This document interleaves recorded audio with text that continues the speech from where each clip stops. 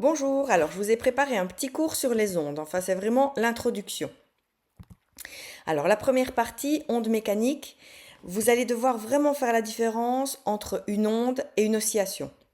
Une oscillation, c'est quand un élément bouge. Donc par exemple, vous avez une petite masse que vous regardez, elle va de haut en bas, c'est une oscillation. Maintenant, une onde, c'est quand le mouvement se propage aux molécules voisines. Donc c'est pour ça qu'on dit qu'une onde mécanique, c'est la propagation de proche en proche d'un signal à travers un milieu. Et en réalité, ce qui se déplace, c'est de l'énergie. Donc la propagation du signal s'accompagne d'un transfert d'énergie à travers le milieu sans qu'il n'y ait de transport de matière. Alors pour bien comprendre ce qu'est une onde mécanique, parce que expliquer comme ça, c'est pas évident, je vous ai préparé une petite vidéo qui n'est pas faite par moi, mais que j'ai sélectionnée.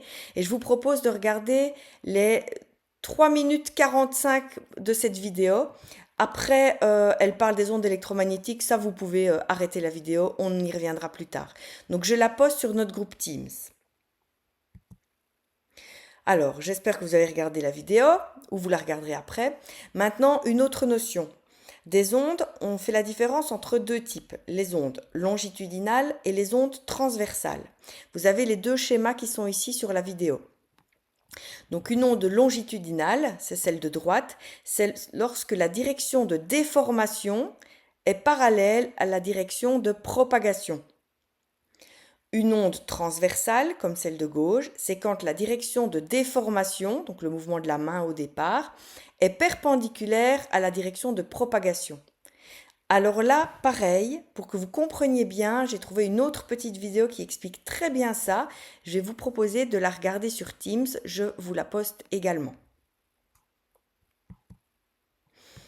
Alors, troisième petite notion, c'est la vitesse de propagation des ondes. Donc vous savez que quand vous faites vibrer une corde, on peut imaginer les cordes qui sont ici à droite. Donc qu'est-ce que ça représente? Ça représente la photo d'une corde à plusieurs moments. Donc au départ, au t égale 0, la corde n'était pas encore en oscillation. Et puis, au t égale grand T sur 4, on a commencé à faire un quart d'oscillation. Donc la main a simplement monté jusqu'à l'amplitude maximale et on voit la forme de la corde. Et puis la main continue à vibrer et on voit sur les différentes photos l'avancée de l'onde le long de la corde. Alors la vitesse, c'est quoi? Bien, vous avez appris qu'une vitesse, c'est une distance divisée par le temps. Eh bien là, c'est pareil. La vitesse d'une onde, c'est la distance qu'a parcouru une onde en une période. Donc on pourrait le voir sur le dessin. Par exemple, si vous regardez là en t égale grand T, en une période, là vous voyez qu'il y a eu une oscillation complète et la distance qui a été parcourue, c'est quoi? Mais c'est la distance de P à P prime prime prime prime. Donc voyez, là, cette distance-là, ça correspond à la vitesse de l'onde, puisque ça, à la distance parcourue par l'onde, pardon, à la longueur d'onde. Et sa vitesse, ce sera quoi? Ben, ce sera la distance divisée par la période. Alors, on en arrive à déterminer des formules. Voilà, vous les voyez ici. Donc, on a pu définir la longueur d'onde, donc c'est la distance parcourue par une onde. La longueur d'onde, on la note lambda. Vous voyez, c'est l'espèce de lettre grecque que vous voyez. Et la longueur d'onde, elle est égale à la vitesse de l'onde fois la période. Ben oui, puisqu'on sait que la vitesse, c'est la distance divisée par le temps, donc c'est la longueur d'onde divisée par le temps. Et évidemment, en continuant, si la longueur d'onde c'est la vitesse fois la période, bien la longueur d'onde c'est aussi la vitesse divisée par la fréquence. Donc ça c'est une formule que vous allez devoir noter, c'est une nouvelle formule qu'on va pouvoir appliquer dans les exercices bientôt. Alors, il y a plusieurs définitions de longueur d'onde.